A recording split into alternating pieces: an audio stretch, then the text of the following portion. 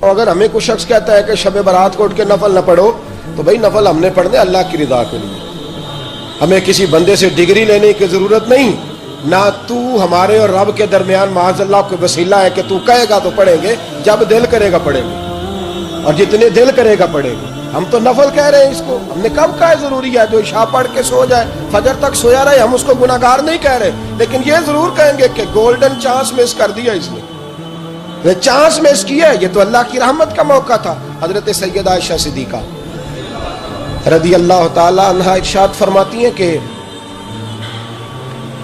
شعبان کی 15ویں رات تھی، یعنی شب برات کی رات، فرماتی ہیں شعبان کی 15ویں رات تھی، میں نے اچانک نظر ڈالی تو حضور میرے بستر میں تھے، پھر میری نظر پڑی تو حضور نہیں تھے، میرے دل میں گمان آیا، خیال آیا کہ شاید کسی اور زوجہ کی طرف حضور کا میلانے تباہ ہو گیا ہو، وہاں تشریف لے گئے ہوں۔ فرماتی میں اٹھی باہر گئی تو نبی کریم علیہ السلام جنت البقیع میں تھے، قریب ایک جگہ پہ حضور دعائیں مانگ رہے تھے۔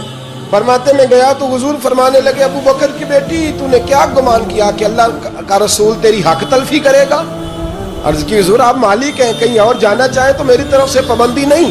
کہتی ہے وہاں کھڑے کھڑے میرے رسول کریم نے بیان فرمایا، یہ ترمذی کے لفظ ہیں، حضور نے فرمایا عائشہ یہ شعبان کی 15ویں رات ہے، مدینے میں سب سے زیادہ بکریاں بنو کلب کا قبیلہ پالتا تھا، فرمایا آج کی رات بنو کلب کے قبیلے کی بکریوں کی تعداد کے مطابق اللہ میری امت کے لوگوں کی بخشی فرما دے گا۔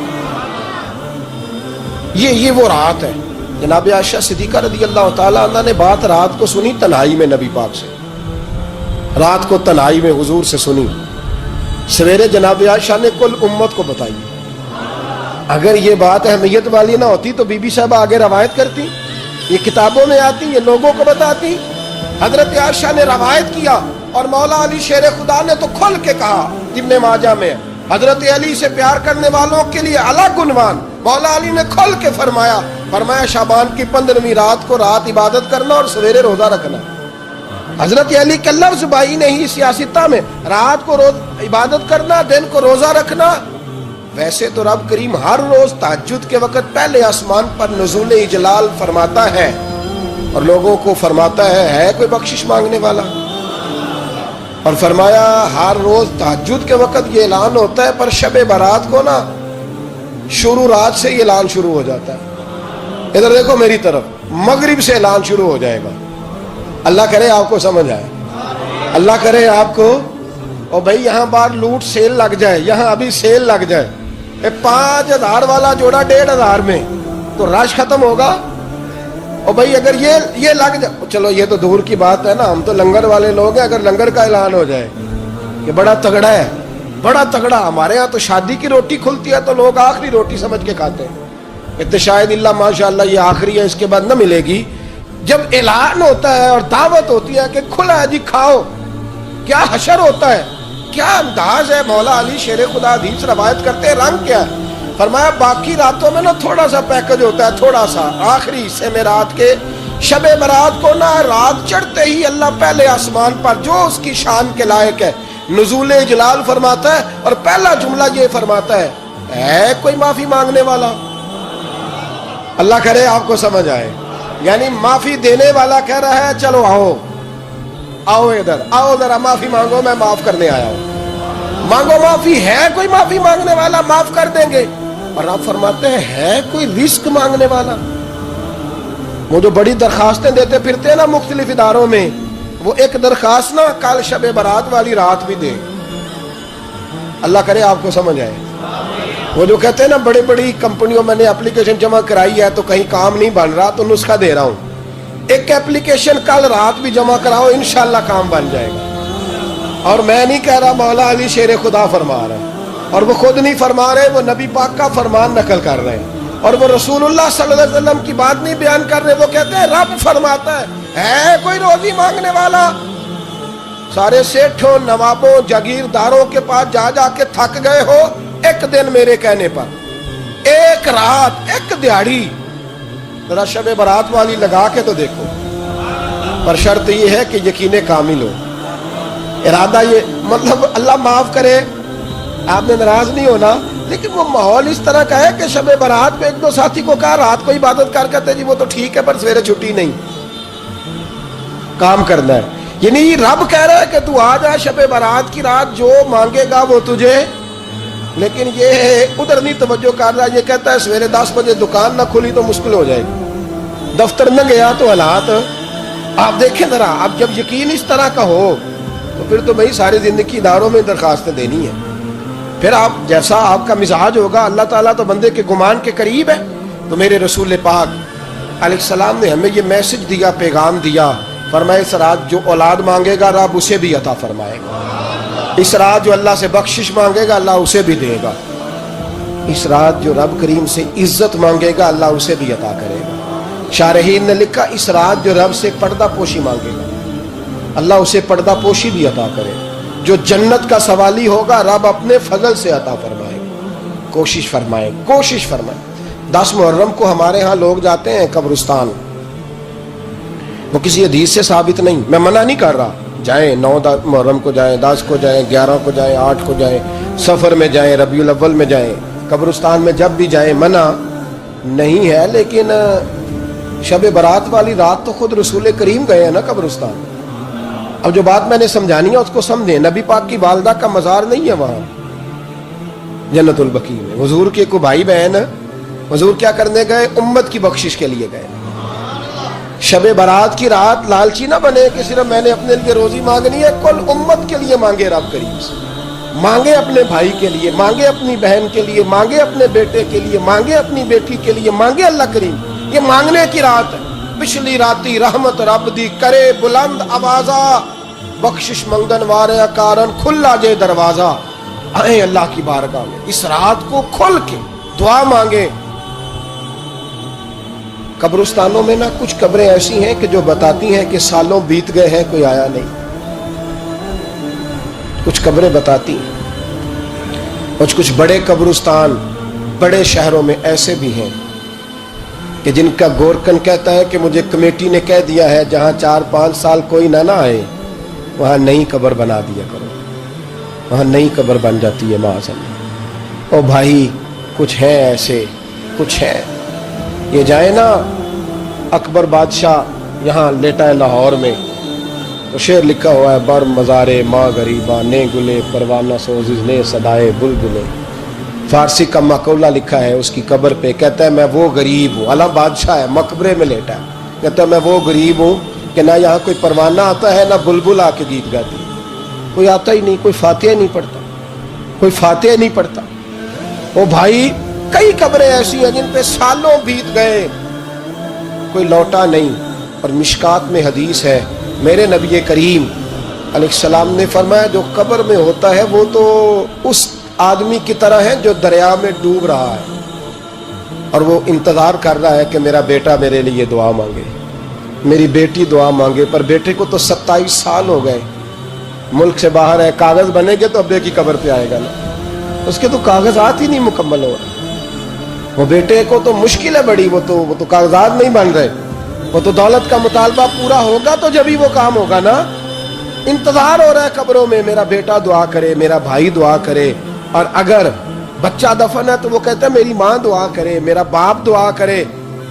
کوشش کریں شب برات بعد از مغرب یہ رواج پیدا کریں. یہ رسول اللہ کا طریقہ ہے صلی اللہ علیہ وسلم. قبرستان میں جائیں اور جا کر کے وہاں اللہ تبارک و تعالیٰ سے دعا مانگیں کہ یا اللہ جو اس قبرستان میں لیٹے ہیں وہ بھی، اور جو آج تک کلمہ پڑھنے والے دنیا سے گئے وہ بھی، اور جو قیامت تک جائیں گے وہ بھی. اے اللہ تو سب کی بخشش فرما دے. اللہ کی رحمت کو محدود نہ کرے کہ صرف مجھے بخش دے، اسے کہیں یا اللہ کل کی بخشش فرما. ساری امت کے لیے دعا کریں. شب برات کی رات نفل پڑھیں. ہمارے ہاں محفل ہوتی ہے ہر سال الحمدللہ، بڑے شوق سے بڑا خوبصورت ہم اہتمام کرتے ہیں. لیکن میں اکثر دوستوں سے کہا کرتا ہوں کہ جن کو اکیلے میں نفل پڑھنے میں مزہ آئے وہ اکیلے میں پڑھیں. کتنی کھلی بات کر رہا ہوں. میں پابند نہیں کر رہا کہ آپ یہاں آئیں گے محفل میں آئیں گے ضروری ہے. بھئی آپ کو اکیلے میں مزہ آتا ہے نا. کچھ لوگ تنہائی میں ہو تو دل زیادہ لگتا ہے، وہ تنہائی میں کریں اللہ اللہ کوئی حرج نہیں. لیکن کچھ ایسے ہیں کہ نعت سنتے ہیں تو دل نرم ہوتا ہے، تقریر سنتے ہیں تو دل नरम होता है, तो जिनका इस तरह नरम होता है वो मस्जिद में आए, बात सुने। कुछ को सबके बीच बैठ के रोना आता है। हजरत सादी शराजी फरमाया करते थे, कुछ लोगों के आंसू मुझे रुला जाते हैं। फरमाते हैं कुछ की आंखें देख के रो पड़ता हूँ, लिहाजा मैं जब भी जिक्र करता हूँ महफिलों में बैठ के करता हूँ। तन्हाइयों में मुझसे नहीं होता, तो जिससे नहीं होता वो आए ना, मस्जिद में आए, रात इबादत करे। कल मगरिब से पहले पहले काम समेट ले सारे, और मगरिब के बाद ये रात शुरू होगी। मगरिब के बाद एक छुट्टी कर लो अल्लाह रसूल के लिए, कर लेंगे इंशाअल्लाह ताला एक छुट्टी। और तौबा की रात है ये, तौबा करनी। तौबा किसको कहते हैं? तौबा का माना है पिछले गुनाह पर पछताना, शर्मसार होना। कहते नहीं ऐ काश मैं न करता, और वो लफ्जों में नहीं, जुमलों में नहीं, तौबा रटी रटाई नहीं, शर्मसार होना और आइंदा गुनाह न करने का पक्का इरादा करना, इसका नाम तौबा है। देखें अल्लाह ताला फजल करे, मैंने पिछले साल कहा था, फिर कहता हूं, मस्जिदों से ना शब बारात की रात, शब कदर की रात चीखों की आवाजें आती हैं, लोग इतना रोते हैं ना। रोना चाहिए, कम रोते हैं, ज्यादा रोना चाहिए। लेकिन सवाल यह है कि इतना ज्यादा लोग शब बारात की रात रोते हैं, क्या फिर सवेरे बददियानती खत्म हो जाती है?